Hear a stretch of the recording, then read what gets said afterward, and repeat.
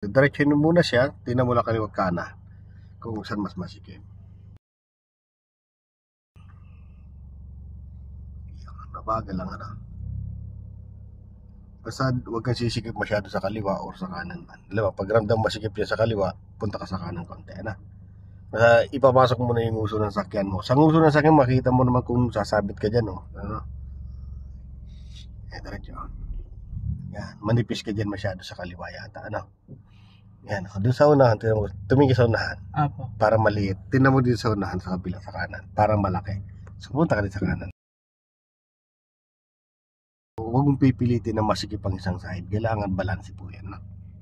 Diretso lang. Diretso lang.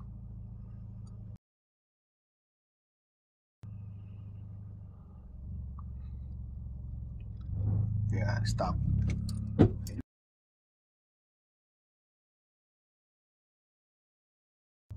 Lapit ka pa doon kasi di pa nakatapat yung mirror, no? So, lapit muna doon sa washing na yan.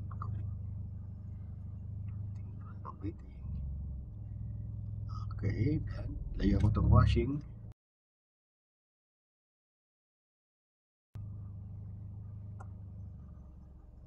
Tanggalan mo.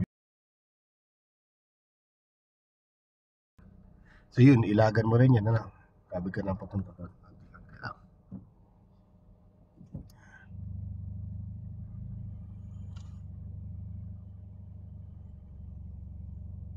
Unti-unti lang. Okay, gitna.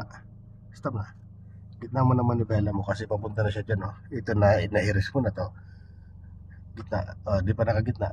Nararamdaman mo yung galon ng sakyan mo. Pupunta pa rin kaliwa. Kabigin mo ng kaliwa. Ay, kanan. Stop. Kabigin mo ng kanan kasi pumupunta pa siya ng kaliwa. Yun ito sinasabi ko. Tayo ba, diba? Medyo masikip ka pa nga dyan sa kaliwa. Kumapit ka pa ng kunti ka ng kanan. Oops, yan. Diba? Iyaw. Okay. Gayon, ano? Tayo ka na. So, ngayon, lalabas naman tayo. Talagay mo sa reverser. Kasi sa masikip dyan, kung pwede mong gamitin itong space muna, matras muna, or kumabi ka na unti-unti niyan, pwede rin naman. Ano? Depende kung may space dyan. May space pa naman. Kumabi ka na ako dito. Yes, para mailayo lang natin dito, para hindi lang masabitan natin yung poste na yon, no? O yung atas.